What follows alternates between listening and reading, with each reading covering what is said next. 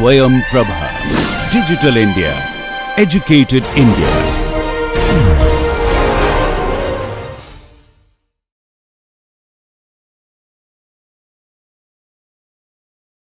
Again, we want to continue our discussion on the Cauchy integral formula and its beautiful consequences. So we saw two important theorems in the previous two lectures along with some examples.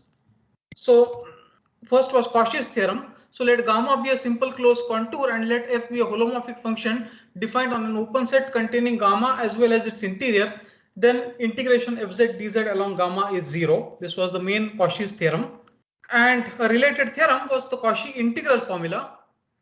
Let gamma be simple closed contour and f be holomorphic function, defined on an open set containing gamma as well as its interior. If z0 is a point interior to gamma, then f of z0 is 1 upon 2 pi I integration fz dz upon z minus z0. This was Cauchy integral formula. All right. So assumption is the same, holomorphic on and inside gamma, and you have an interior point z0, and then integration fz dz upon z minus z0 is 2 pi I times f of z0.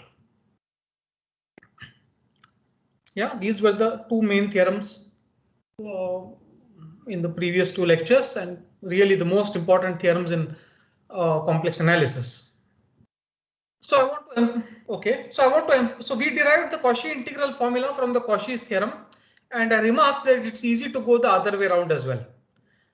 Now I want to emphasize something which I did not last time. So I wish to emphasize here that in the assumption of the Cauchy integral formula, it is not enough that f is holomorphic on some open subset and gamma is contained in omega.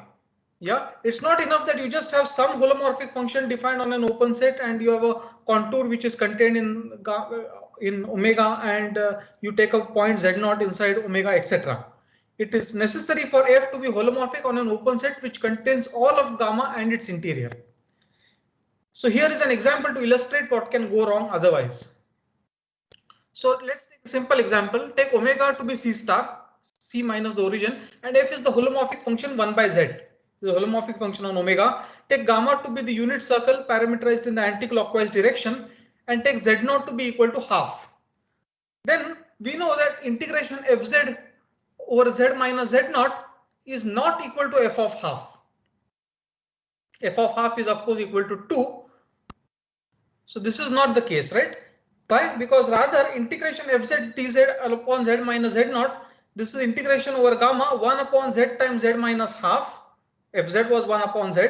So this is 1 upon z times z minus half. I can break up this integral over gamma as a sum of two integrals. So this is integral over c1 plus the integral along c2, 1 upon z times z minus half, where c1 and c2 are small circles around 0 and half parameterized in anti-clockwise direction. Yeah, so you break up the integral. This is what we saw last time. You can break up the integral along gamma as a sum of integrals along all the poles. So the first integral, so integral over of 1 upon z times z minus half over gamma becomes integral over c1 of 1 upon z minus half upon z plus integral c2 1 by z upon z minus half. It has been written in this particular way because 1 upon z minus half is holomorphic on c1, while 1 upon z is holomorphic inside c2. So you want to write to use Cauchy integral formula, you always want to write the function as something holomorphic upon z minus z0. So for the region which is interior to C1, 1 upon z minus half is holomorphic. For the interior of C2, it is 1 by z that is holomorphic. C1 and C2 are small circles around 0 and half. And this is 2 pi I times for the first integral you will substitute z equal to 0, so you will get minus 2. In the second one you will substitute z equal to 0, and I'm sorry, so second one will first one you will substitute z equal to 0, so you get minus 2. Second one you will substitute z equal to half, and so you get f of 1 by 2, which is equal to plus 2. So 2 pi I times minus 2 plus 2, which is 0. Thus it's important that the assumptions in the Cauchy integral formula is understood clearly and applied with care. Is this example and the reason for discussing this example clear? Please ask if it's not. Sir, can you explain the reason again? So what I'm saying is, so to explain the reason, let's go back to the theorem. So you have Cauchy integral formula. What is it saying? You have a simple closed contour and a holomorphic function defined on an open set containing gamma and its interior. That is the assumption that we want to work with in Cauchy integral formula, right? I'm saying, suppose you work with a somewhat different hypothesis that you have some open set on which the function is holomorphic and gamma is a contour inside omega. Then it's not true that integral fz dz upon z minus z naught is equal to f of z naught. If the function is not holomorphic on gamma and its interior, the conclusion of Cauchy integral formula is false. Yeah, this is an example. This is an example where you have an open set, which is C star. You have a certain contour, which is the unit circle, but the function is not holomorphic on the interior of this circle. And that is why Cauchy integral formula is failing. Yeah, the whole function 1 by z is holomorphic on omega, but omega does not contain the interior of gamma. That is why integration fz upon z minus z naught is not f of half, which is equal to 2. Is it now clear? Yes, sir. So I was not, I did not emphasize this too well last time, so I'm spending some time doing it today. Sir, Yeah. sir, is this formula where we are just summing over the poles, is Yeah. this formula valid even when there are infinitely many poles? No, infinitely many poles becomes tricky. No, it will, because those. Like let us say we'll have poles wherever, like on the real line, let us consider an open disk and say that wherever there is a real line and there is a number of the form 1 by n, we are having a pole over there. So in such situations. Well, first of all, you see, you have to be careful. See, if it has poles along 1 by n, then 1 upon f is going to have zeros along 1 by n. So, 1 upon f is kind of going to be constant. So f is also going to be constant. So f 1 by f will be identically 0. So f will not really be holomorphic outside finitely many points. So, but in general, what you're saying is, I mean, it may not quite hold. What you're saying is not quite. If you have infinitely many poles, this whole sort of methodology fails. Yeah, one would have to be careful before making any statement. Let's put it that way. Yeah. So what Yeah. happens when the multiplicity of the denominator is not 1? Like if we had z minus z naught squared, like then what do we do? Yeah, so this point, so in the next lecture, or maybe the next one after that, we are going to discuss Laurent series, which is related to the power series. So this is really a topic which will get discussed in detail when we discuss Laurent series. What happens is whether the value will be 0 or non-zero will depend on the Laurent series expansion of that function. Okay, so for example, if you simply take 1 upon z minus z naught square, you know that is equal to 0, right? We have seen this example that 1 upon, suppose you take a small contour around z naught and you take 1 upon z minus z naught square, this is equal to 0. Yes, sir. Or if you take something holomorphic fz and you take fz upon z minus z naught square, Then it will be 0. that will also be 0. So yeah, these things are 0. But but you may take something which is not holomorphic upon z minus z naught raised to something, and then what happens is something we will see a little later. Yeah. All right, sir. Thank you. What will happen is we will discuss the Laurent series, and the coefficient of 1 by z in the Laurent series is what makes all the difference. Okay. So thus it's important that the assumptions are understood and applied with care. So not for infinitely many poles, but related to what one of you was asking, easy generalization of this argument and the discussion in the previous lecture shows that if omega is a domain in C, gamma is a simple closed curve, f is a holomorphic function on an open set containing gamma and its interior, and if you take z1, z2 to zn distinct points in the interior of gamma, ai's multiplicities, then integration fz upon z minus z1 to the a1, z minus z2 to the a2, etc., z minus zn to the an is equal to summation integral over ci fz upon the same thing, the same function integrated over ci and summed up from I equal to 1 to n, where ci's are small circles around zi's not containing any other zj's. So you separate, you enclose each of these zi's inside small circles ci's, and then integrate this function on ci and then sum it up. Yeah, this is just a generalization of the previous thing, breaking up the contour into sum of little into another contour which comprises of union of circles around each of the zi's connected to each other and so on. This is what we saw last time, right? So I'm just stating it as a sort of clear reference, just to record it. There's something in some we have already seen in some sense. Breaking up an integral along gamma as sum of integrals along ci. This is what we did in the previous example. This is what we did in the previous lecture as well. So we will see examples where this integral is computed. Yeah, is this all okay? This is, I suppose this should be clear.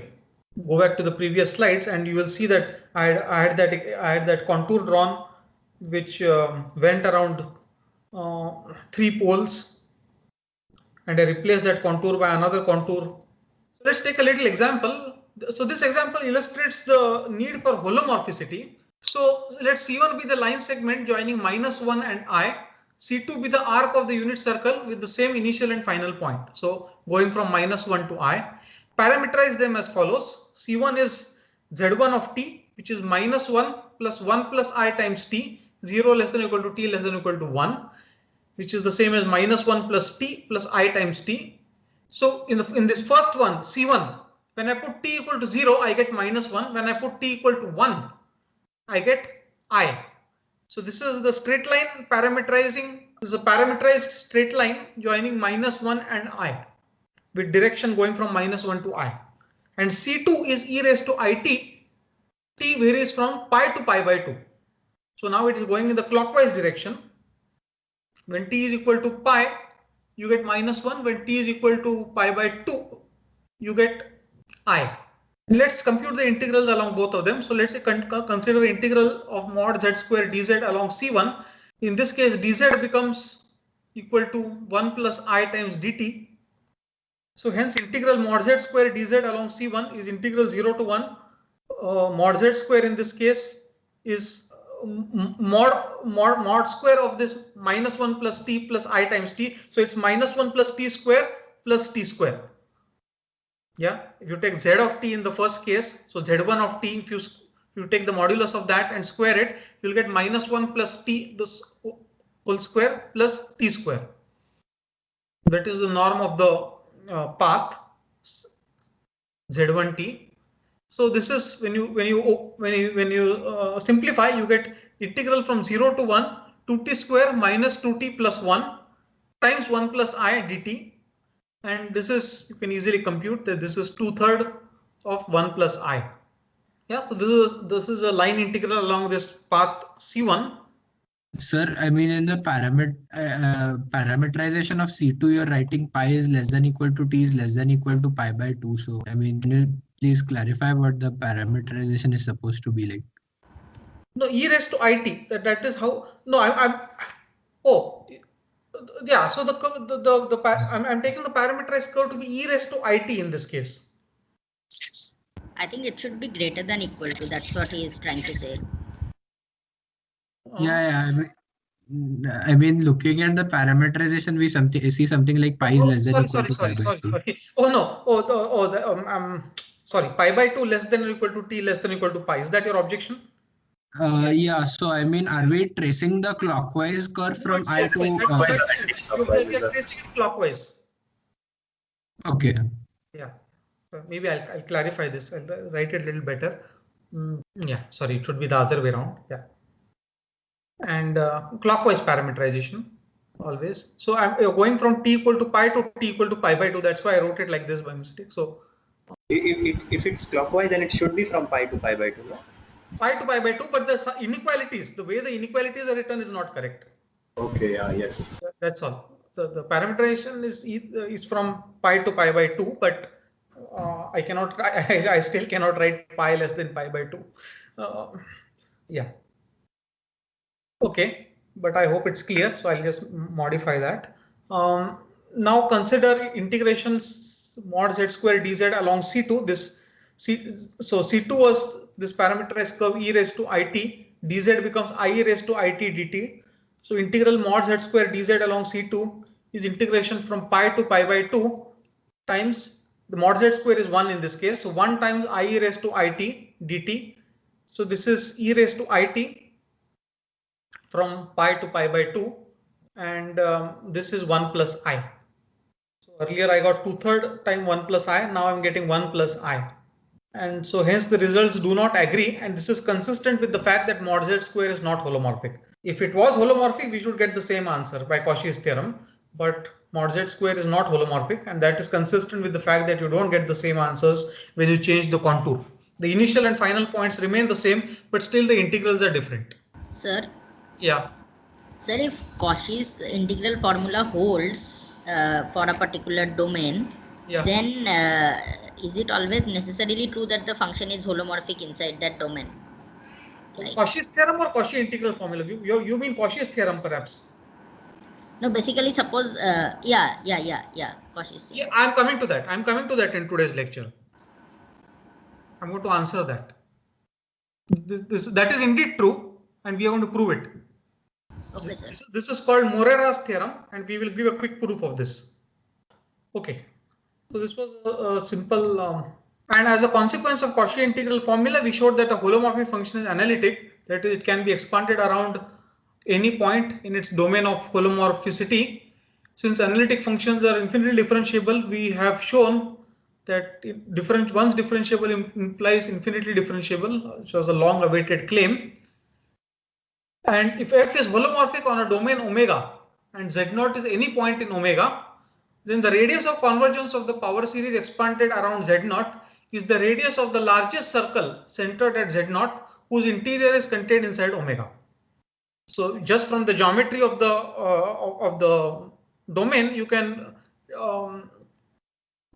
if you know where the poles are, you can easily calculate the radius of convergence without any computation.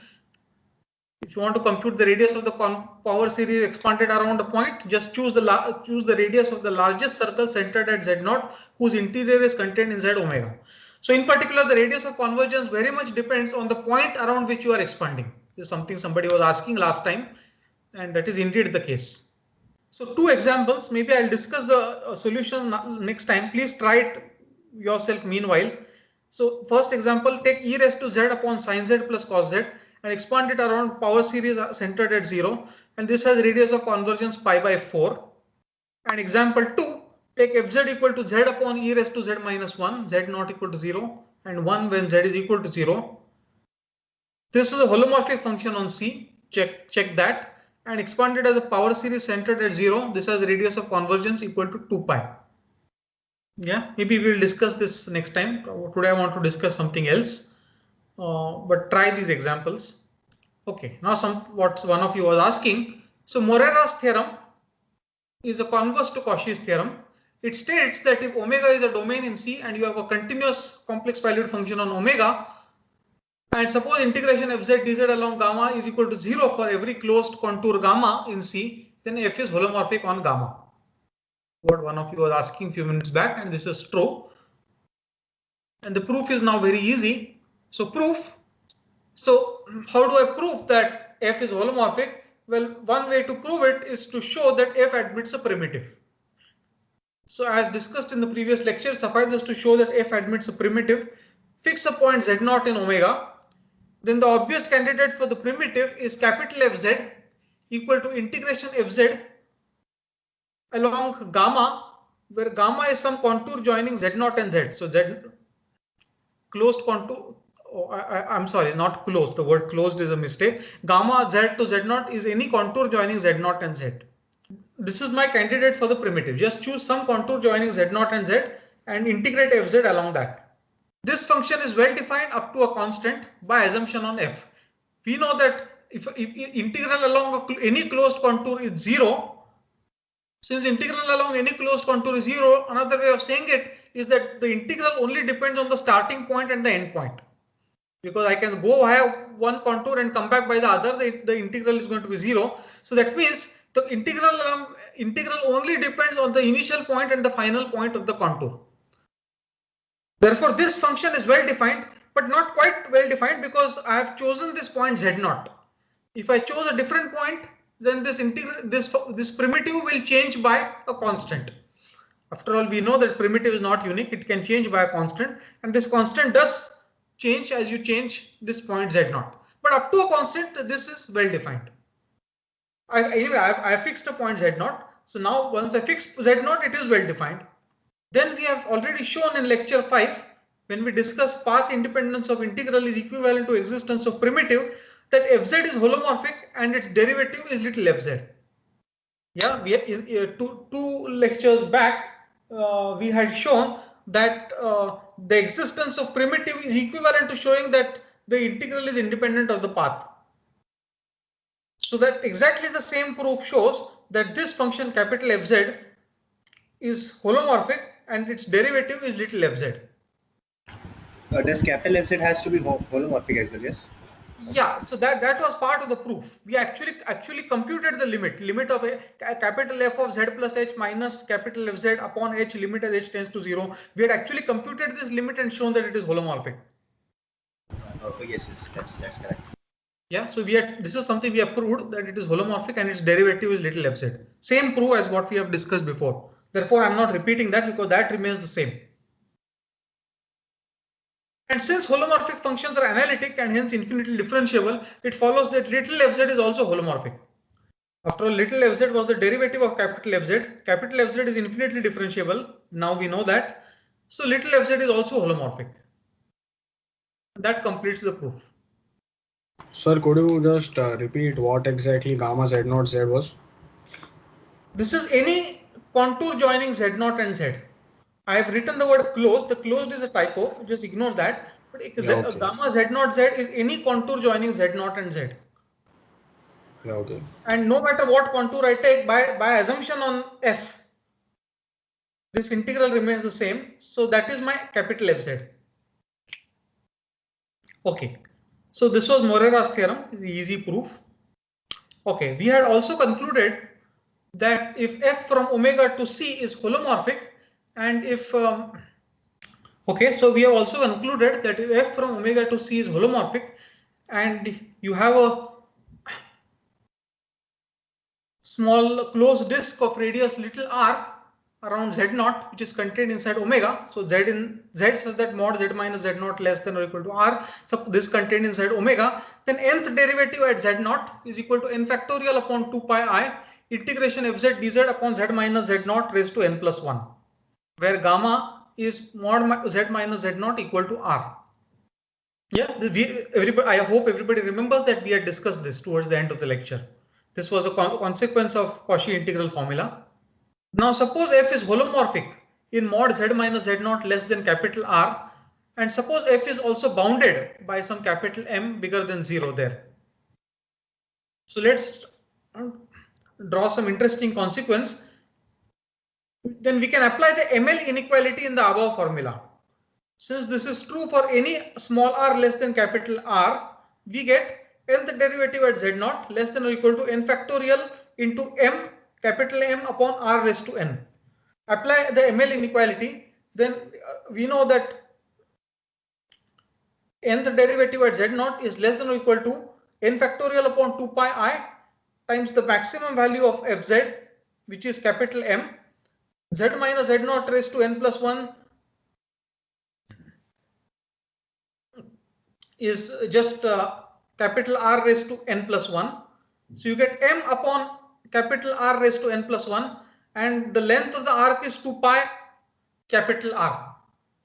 When you make the simplification, you get n factorial capital M upon R raised to n. Is this clear? If you have pen and paper around you, just check that you get n factorial upon 2 pi I times the maximum value of f, which is capital M, upon capital R raised to n plus 1 into 2 pi capital R. One R cancels, 2 pi cancels.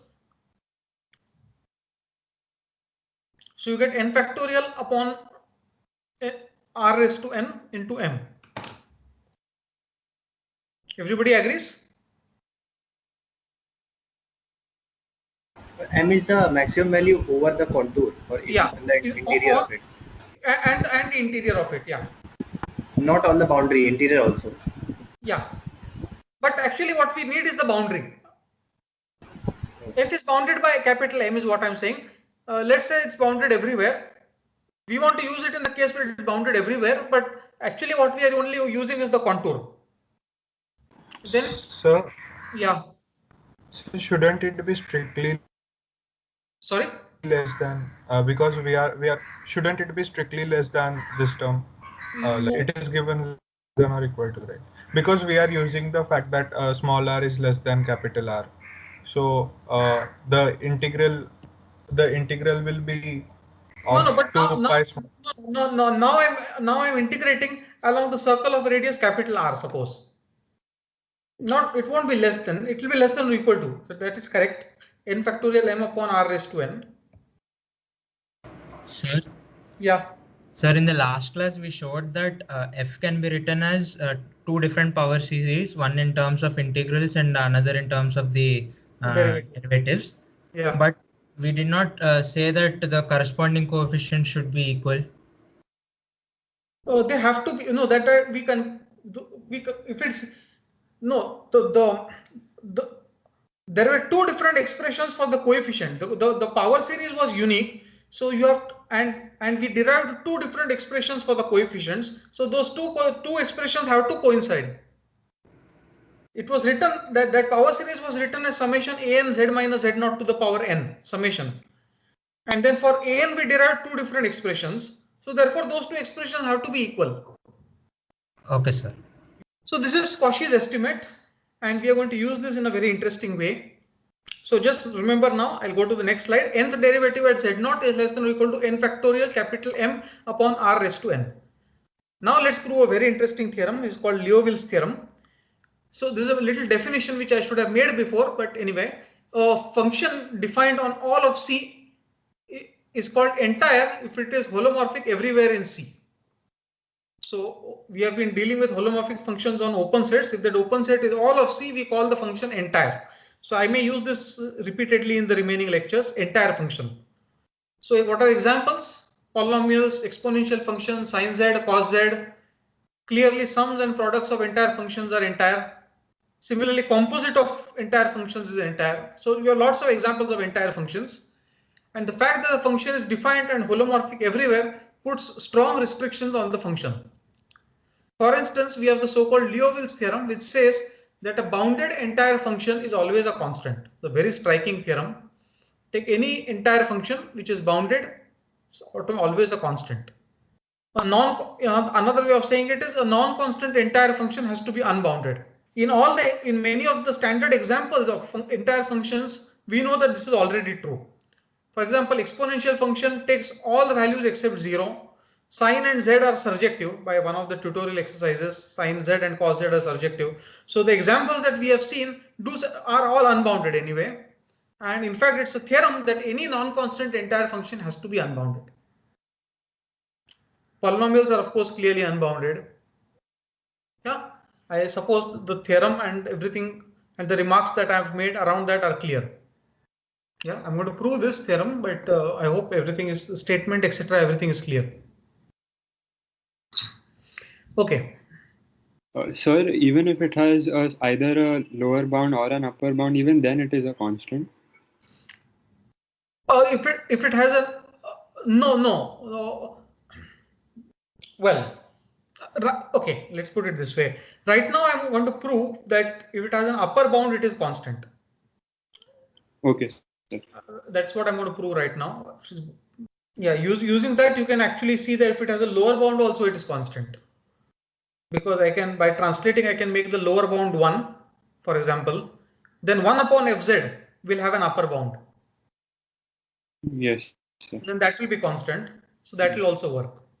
So it's a beautiful theorem, really, Liouville's theorem. It's quite unbelievable that something like this should be true.